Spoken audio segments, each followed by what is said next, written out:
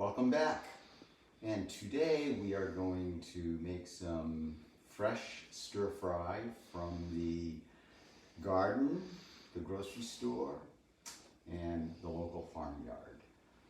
The first thing we're going to do is velvet some chicken.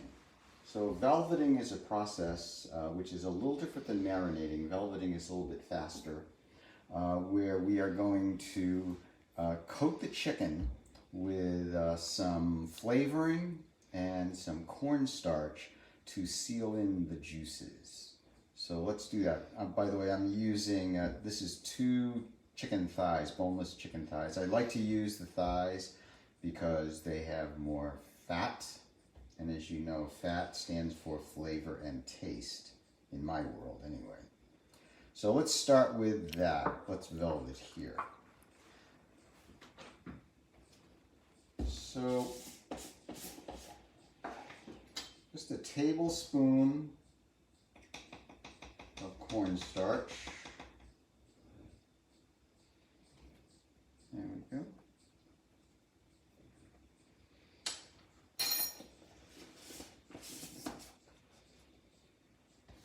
We'll add a little bit of wine. This is a Chinese cooking wine, Shaoxing. And it's a sweet wine, and it is also a tenderizer because it's slightly acidic. If we want to measure, it would be 2 tablespoons. So we'll do that just to keep me as honest as possible, because I could certainly get carried away with the wine.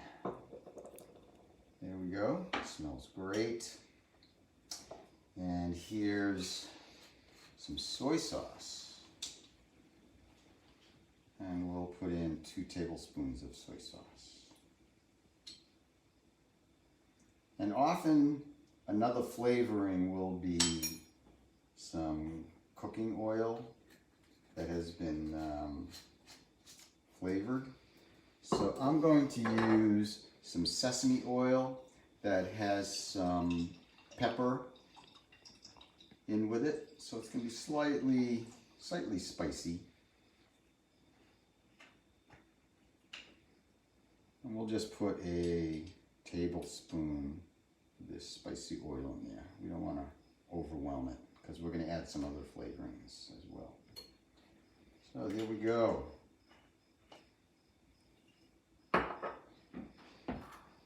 So we're going to mix this in.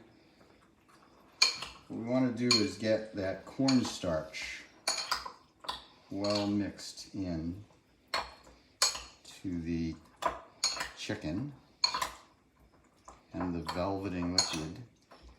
You can see that cornstarch makes that thicker, so it's almost like a glaze.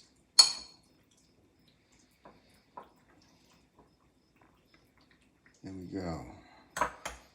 Some other things that you could add in here would be some sugar, honey, maple syrup, but we won't need that this time around. All right, so we're just gonna let that sit for maybe 10 minutes or so, so it's not like marinating, for a long period of time. We're really just wanting to get that coated. So let me talk a little bit about what's in here. This is the rice, and as we know, once that rice has started steaming, we turn the heat down. We don't take the cover off for about 15 minutes. What's going to be different about this rice, and you'll kind of see it when I uncover it, is I've brewed some tea with this rice to flavor it, and this is double bergamot Earl Grey tea. And a bergamot is kind of a small citrus fruit, so it's going to give it a slight citrusy flavor. So Earl Grey tea flavoring our rice. So let's try this stir fry thing. What we want to make sure is that everything is cut up and ready to go before we start throwing things into the pan. So I'm going to do this, tonight's dinner, I'm going to do it in 2 batches. So the first batch will be for you guys, and the second batch we'll do after we've done our demo. So let's take a nice sweet red pepper, and we have some great sweet peppers growing in our garden now, so that's great. This is a red onion. Let me just cut that tip off. Red onion is a little less oniony than the yellow onions. So I'll just, there we go, get that ready. Got some mushrooms sliced up. This is baby bok choy, which is great. This is a Shanghai style. It has, the leaves are kind of spoon shaped, and the flesh is this greenish color rather than the white blanched color of regular bok choy, or even the baby bok choy. Baby bok choy isn't early bok choy. It's actually a different type of bok choy. So let's grab a few of these guys, and we'll just slice those into chopstick sized pieces. There we go. And we have these cool cherry tomatoes, 2 different sizes. We've got, hard to say large, but they're larger cherry tomatoes. We'll slice those up. And we have some of these really cute small, these are really sweet cherry tomatoes. And I think I'll take maybe half of those. We can get some more of these later. All right. So, I believe I have all of my vegetables cut up. So let's get our aromatics. And we know that with Chinese cooking, your aromatics are almost always ginger and garlic. So let's just peel some fresh ginger and garlic. This is garlic. There we go. Well, we'll save one for later. And let's take I'm just cutting the dry part off. Let's take just maybe a 1/4 inch here of our ginger root, and we're going to take care of this. We'll just smash that there. So that just breaks that right up, releases the juices.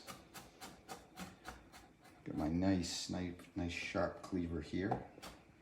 I kind of like this curved blade. And then we'll do the same for our ginger and garlic. There we go. I'll just mix that in. So there's our aromatics. All right. So our wok is heated up, and for stir frying, our oil of choice is avocado oil, because avocado oil can get really hot before it starts to break down. So let's kind of review here. So we'll put our oil in, we'll immediately put in our chicken and our aromatics. We'll stir fry that for a minute or so, not meaning that it's done. And then we'll put in our onions, we'll put in our mushrooms, we'll put in our peppers, we'll put in our tomatoes, and last thing we'll put in will be the bok choy. I like my bok choy to be crispy. And oh, I've got to cut the peppers up. Thank you, Joan. So let's do that, because once we start cooking, things go fast. So let's we'll just cut these into like 1/2 inch or so chunks. Turn that sideways. Go. All right.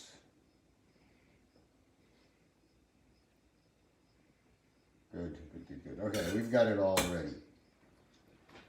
So, our stir, this is a wok shovel or a wok scoop. You can see it's curved, so it fits really well. All right. In fact, let me do this because this happens pretty fast. So we'll put this, so we know we're going to put that in there. All right. We get our chicken. So we are going to be ready to go. So you're going to see this is going to happen pretty fast. So we'll just kind of coat the inside. It starts smoking immediately. It's a couple tablespoons. We'll drop that in. It sizzles, which is what we want.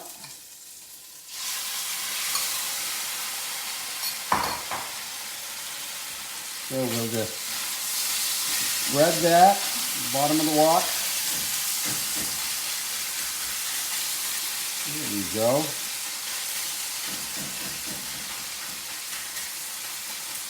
Nice and hot.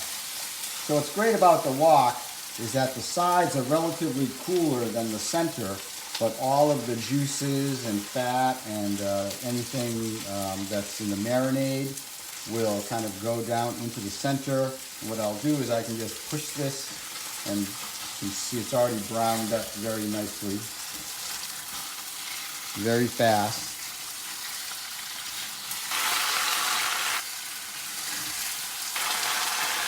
And that maintains that sizzling. You want to be able to do that. If the chicken were cold, it would have cooled this down and it would have stopped the stir frying process. But because it was at room temperature and the velveting was also at room temperature, it didn't cool it down. Now, this chicken isn't done yet, but we're not done cooking yet either. So let's put in our onions. So we'll let those soften up. And we'll just kind of toss those around a little bit. We'll let that oil and the heat and the aromatics continue the flavor. That smells really good already.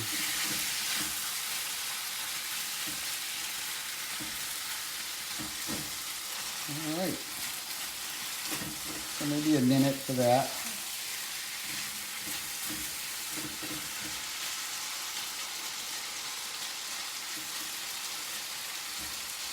All right, let's put in some mushrooms.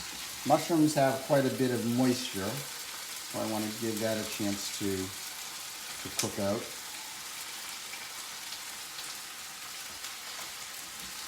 Keeping that heat nice and hot. Keep it sizzling.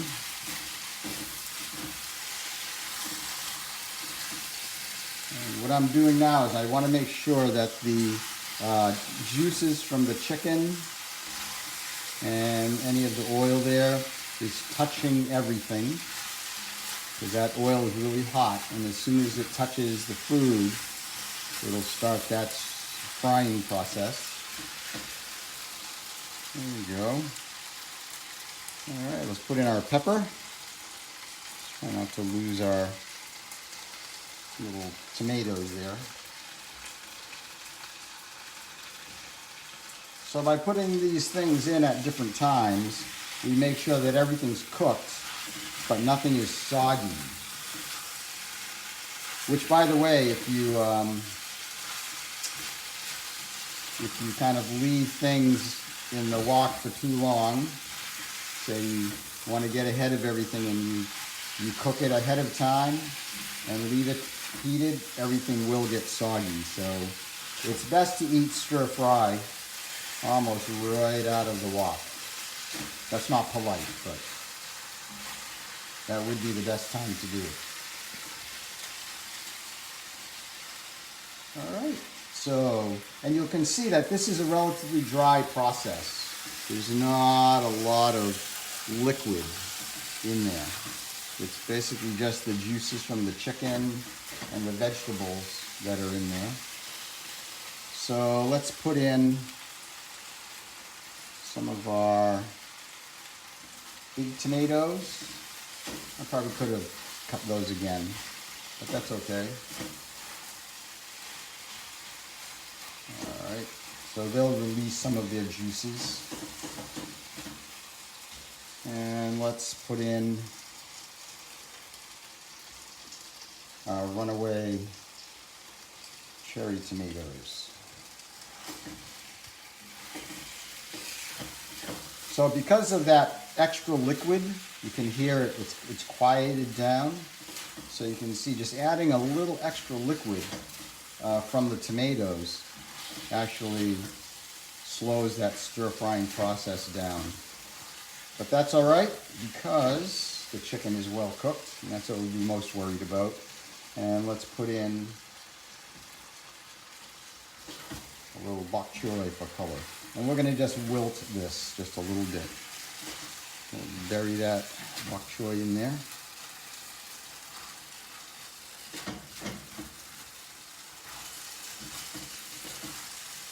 All right, so there you have it. So a couple chicken thighs is more than enough for one person or maybe even two people. So let's turn off the heat and let's get some rice. So remember, this is our tea flavored rice. What fun, look at that. This is basmati rice. Let me just kind of fluff that a little bit before I try to scoop it out. There we go. Okay, all the heat's off, good. Okay, this is pretty fluffy rice.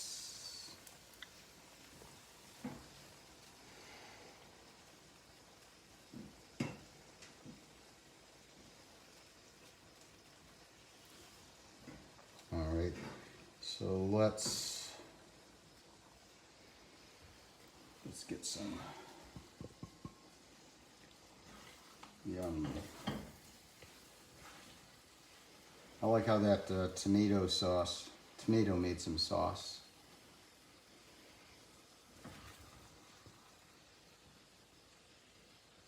Put some of that crunchy bok choy. All right. So let's try this. Let's try this chicken. I don't know if you can see it or not, but this chicken is nicely glazed, juicy. Mmm. Yum.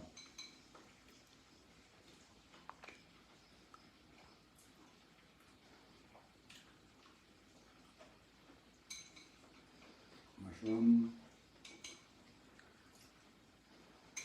Try some of this rice. Maybe with a tomato.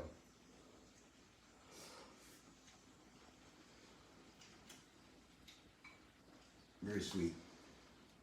So there you have it, velveted chicken with vegetables and tea rice. Thanks for joining us, and we'll see you next time.